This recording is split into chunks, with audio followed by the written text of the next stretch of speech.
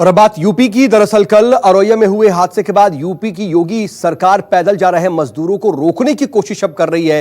ये 4 तस्वीरें नोएडा, गाजियाबाद, हमीरपुर और सहारनपुर बॉर्डर की हैं। दरअसल योगी सरकार ने आदेश दिया है कि पैदल जा रहे प्रवासी मजदूरों को हर हाल में रोका जाए और इन्हें प्रशासन की तरफ से व्यवस्था कर इनके घरों तक पहुंचाया जाए। वहीं योगी सरकार के इस फैसले के बाद जगह जगह पर प्रशासन मजदूरों को यूपी के बॉर्डर पर ही रोक दे रहा है और इसकी वजह से कई जगह पर हंगामे जैसे भी हालात बन गए हैं। दिल्ली से सटे नोएडा और गाजियाबाद बॉर्डर पर हजारों मजदूर इस वक्त फंसे हुए हैं, तो वहीं सहारनपुर और हमीरपुर में भी रोके गए मजदूर बवाल कर रहे हैं। सहारनपुर में हरियाणा तो हमीरपुर में मध्य प्रदेश की तरफ से आ रहे प्रवासी मजदूरों को रोका गया है। यहां पर सहारनपुर और हमीरपुर में तो बाकायदा मजदूरों की नाराजगी भी दिखने को मिली और वो वहां पर प्रशासन के खिलाफ अपनी नाराजगी भी जाहिर करते नजर आए। ये सहारनपुर की तस्वीरें हैं। दरअसल यहां पर हजारों की संख्या में मजदूर बॉर्डर पर इकट्ठा हो गए, लेकिन अब प्रशासन उन्हें आगे आने नहीं दे रहा।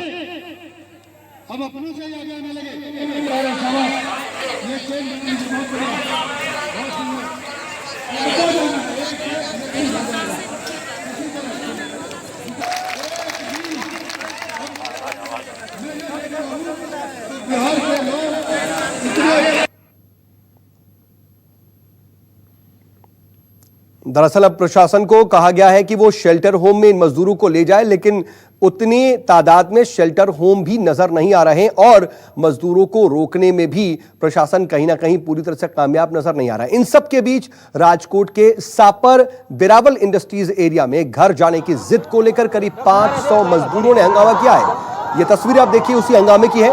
प्रशासन की बस की व्यवस्था नहीं होने पर मजदूरों ने यहां पर जमकर बवाल किया। पुलिस जब मौके पर पहुंची तो मजदूरों ने पुलिस पर पथराव कर दिया। इस घटना में पुलिस कर्मचारी और एक न्यूज चैनल के रिपोर्टर के घायल होने की खबर है। राजकोट है ये गुजरात की तस्वीरें। यहां पर दरअसल अलग अलग शहरों में गुजरात के इस तरीके से प्रवासी मजदूरों की नाराजगी और उनका हंगामा कई बार देखने को मिला। सूरत में भी कई बार इससे पहले तमाम मजदूर सड़कों पर बवाल कर चुके हैं और अब राजकोट से आई तस्वीरें हैं। दरअसल यहां पर इन्हें भरोसा दिया गया था कि बसों का इंतजाम किया जाएगा, उनको उनके घरों तक पहुंचाने की व्यवस्था की जाएगी, लेकिन कोई व्यवस्था नहीं हुई उस वक्त। उसके बाद जब पुलिस इन्हें समझाने के लिए पहुंची तो फिर इनका गुस्सा फूट पड़ा और पुलिस पर भी इन लोगों ने जमकर पथराव कर दिया। दरअसल यहां पर काम धंधे ठप होने की वजह से लगातार मजदूरों के सामने स्थिति विकट होती जा रही है और वो हर बीतते दिन के साथ भुखमरी और परेशानी से जूझते जा रहे हैं। हाथ में पैसा नहीं है, घरों से पैसे मंगाकर वो अपने अपने शहरों की ओर जाने की कोशिश कर रहे हैं, लेकिन कई बार उन्हें दिलासा दी जा रही है कि उनके लिए व्यवस्था की जाएगी, लेकिन व्यवस्था नहीं होती तो फिर मजदूरों का गुस्सा फूट पड़ता है। और इधर महाराष्ट्र सरकार ने भी मजदूरों के पैदल पलायन पर रोक लगा दी है। अब हाईवे पर जो भी मजदूर गांव जाने के लिए आ रहे हैं उनको राज्य परिवहन की बसें मध्य प्रदेश के बॉर्डर तक मुफ्त में छोड़ रही हैं। अब कल्याण के पास मध्य प्रदेश जाने वाले हाईवे पर जाने वाले मजदूरों की संख्या भी घट गई है।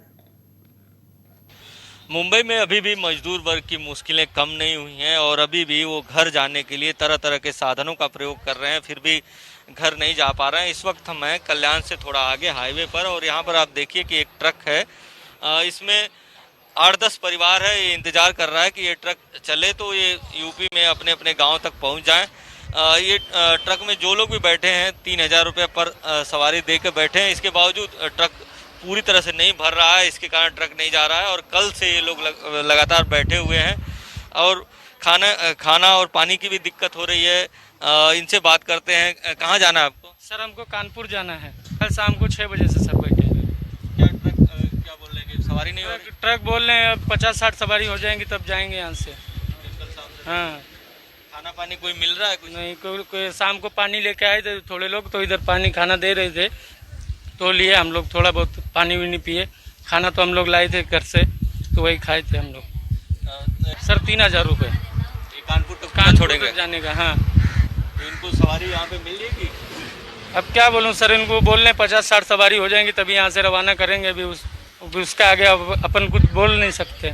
कि किस तरह से लोग परेशान हैं, जो ड्राइवर हैं, जो ऑटो चलाने वाले हैं, इसके अलावा जो डेली बेसिस पे काम करने वाले लोग हैं, उनको 50-60 दिनों से काम नहीं है। यही कारण है कि वो घर जाना चाहते हैं, 3-3 हज़ार रुपये देने के लिए भी तैयार हैं, फिर भी कल से यहाँ पर बैठे हुए ट्रक में और अभी तक जाने का कोई साधन नहीं मिला। कैमरा राजेंद्र के साथ इंद्रजीत सिंह, न्यूज़ 24 मुंबई।